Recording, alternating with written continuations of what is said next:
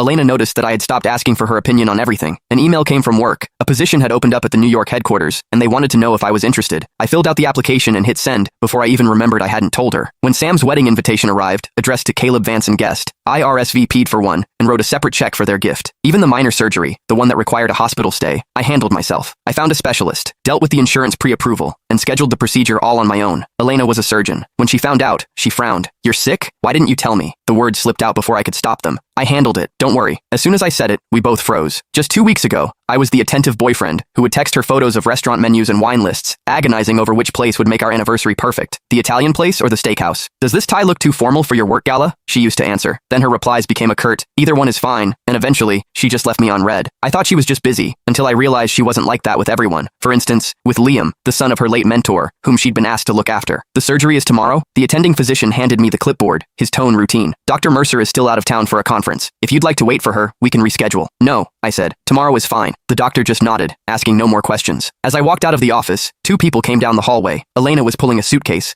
looking like she'd come straight to the hospital from the airport. Liam followed her, wearing a black cashmere overcoat over his casual clothes, the Burberry one I'd given Elena for our 3rd anniversary. Elena saw me, and her brow furrowed. "What are you doing here? Sick again?" That word, again, stung like a needle. She snatched the papers from my hand, her eyes scanning them with a flicker of annoyance. "I have a full surgical schedule tomorrow. This isn't an emergency. We can do it when I have time to oversee it." "Don't worry about it," I said. "I've already handled it." She looked taken aback. This was coming from the guy who used to call her worried about every minor fever, the one who sent her a dozen options just to pick a weekend getaway destination. Now, here I was, calmly scheduling my own surgery. If she hadn't run into me, she probably wouldn't have known until after it was over. I took the chart back, accidentally knocking a small bottle from her hand. It clattered to the floor. "Strong prescription sedatives. It's not what you think," Elena said, bending to pick them up. Her voice was as flat as if she were discussing the weather. "They're for Liam's chronic insomnia. Doctor's orders." Liam clutched the coat tighter, his voice a fragile whisper. "I'm so sorry, Caleb. It's all my fault. My anxiety has been so bad lately I can't sleep. I can't focus. Elena is the only one who understands. She said she couldn't leave me alone in case I did something stupid." Her voice trailed off. "You don't know what it's like. Sometimes my head is just full of dark thoughts. I can only get through it when Elena is with me. I just wish I could be strong like you." I'd heard this script before. Every time I questioned their relationship, Liam would bring up his mental health and his episodes, and Elena would shoot me a look that screamed, "How can you be so heartless?" Once, I had a sharp pain in my chest and asked her if it could be stress-related. This brilliant cardiothoracic surgeon told me, "I don't know. I'm off the clock." When I complained she was being dismissive, she just pinched the bridge of her nose wearily. "Can't you just look it up yourself? You're a grown man, Caleb. Can you be a little more independent? Stop relying on me for every little thing." So frugal with her words for her boyfriend. Yet she personally escorted someone else to their pharmacy. "Well, you should take good care of him then," I said, my voice completely flat. "After all, his sleep schedule is much more important than my surgery, right?" Liam's face flushed. "Caleb, that's not what I meant. Are you still mad?" Elena cut him off, her eyes fixed on me. "Just because I didn't tell you I was going out of town? 2 weeks ago was her birthday. I had worked overtime for weeks to get the day off, cooked a 5-course